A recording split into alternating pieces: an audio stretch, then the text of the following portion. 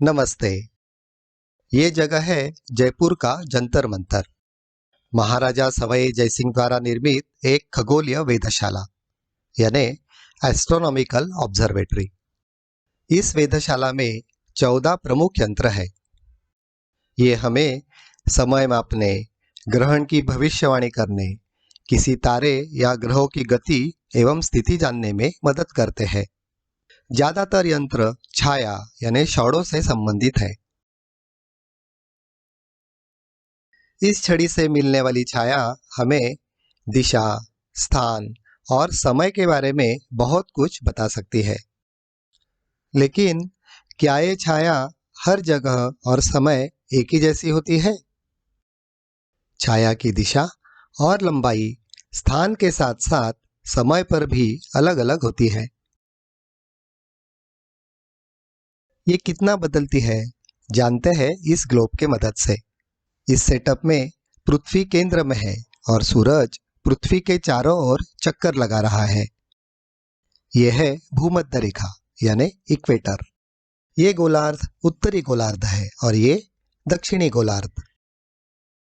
यहाँ पर उत्तर ध्रुव यानी नॉर्थ पोल और ये साउथ पोल यानी दक्षिणी ध्रुव।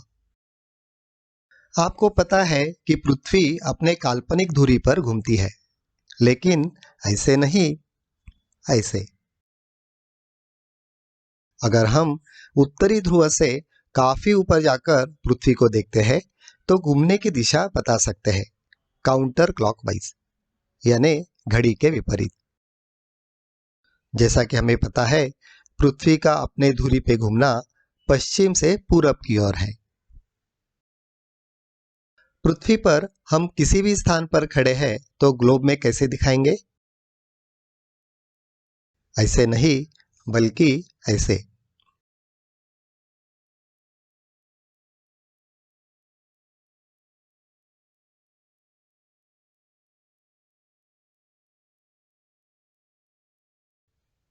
हमारा ओरिएंटेशन हमेशा पृथ्वी के केंद्र की ओर रहेगा।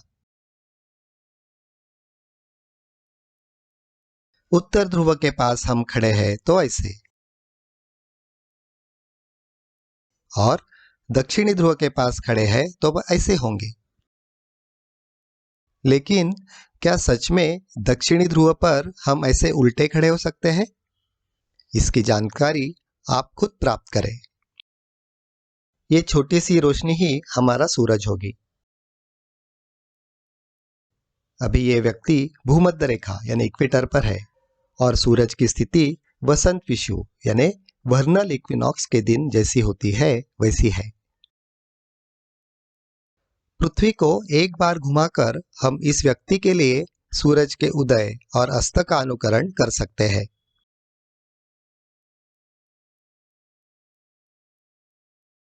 हम व्यक्ति को सामने लाते हैं और उसकी छाया की दिशा और गति का निरीक्षण करते हैं।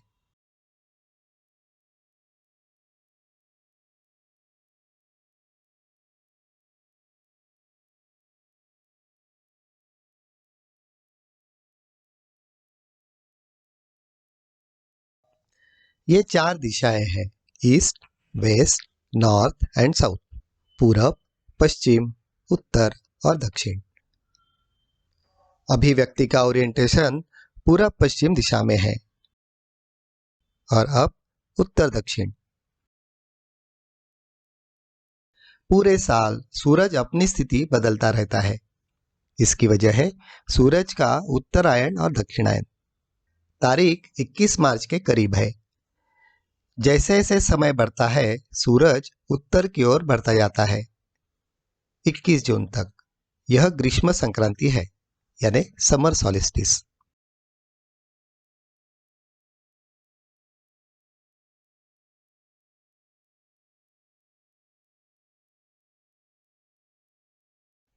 उसके बाद सूरज दक्षिण की ओर अपनी यात्रा जारी रखता है।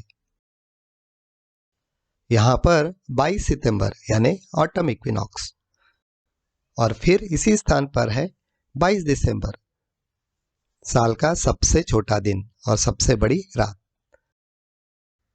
इस व्यक्ति की जगह ये डिस्क को लगाएंगे। ये डिस्क स्थानीय क्षितिज का प्रतिनिधित्व करेगी। ये छोटी सी छड़ी व्यक्ति का प्रतिनिधित्व करेगी। इसी डिस्क का उपयोग हम साल भर छाया की दिशा और गति कैसे बदलती है वो जानने के लिए करेंगे।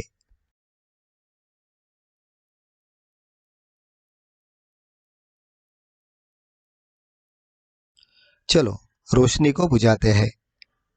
इसे हमें परछाई को बेहतर ढंग से देखने में मदद मिलेगी। सूर्योदय और सूर्यास्त के वक्त छाया की लंबाई बहुत होती है और मध्याह्न के वक्त उस दिन के लिए सबसे छोटी। इसी समय छाया उत्तर दक्षिण रेखा यानी यामोत्तर रेखा को समांतर रहती है।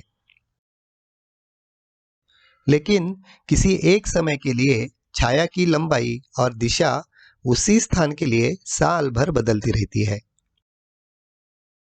अभी हम भूमध्य रेखा पर हैं और तारीख है 21 मार्च। इस दिन सूरज का ठीक पूरब में सूर्योदय होता है और ठीक पश्चिम में सूर्यास्त होता है। ये दिन भूमध्य रेखा के स्थान पर शून्य छाया दिवस भी है। इसका मतलब है कि सूरज दोपहर के समय भूमध्य रेखा पर सीधे सिर के ऊपर होता है।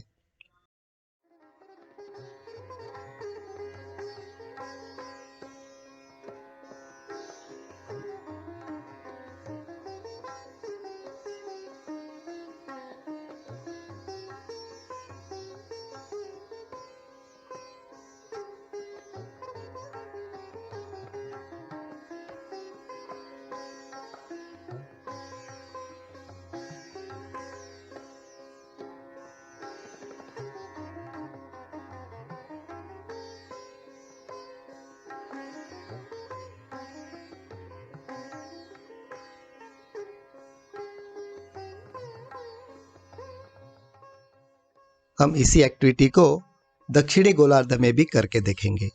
आदमी या डिस्क ग्लोब से चिपके रहे इसलिए मैंने मैग्नेट का इस्तेमाल किया है।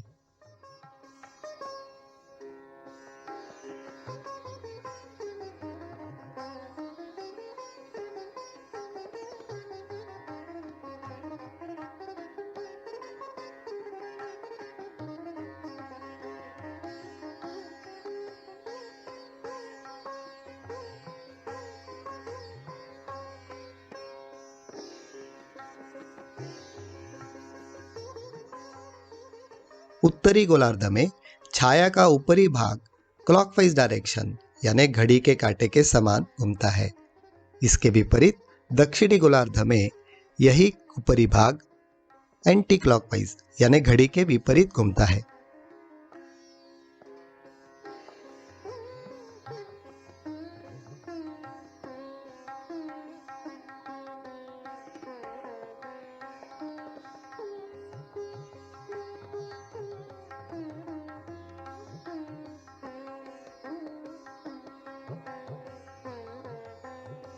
ग्लोब की जगह ऐसा ही कुछ आप बना सकते हैं जिससे यह गतिविधि हम कर सकते हैं।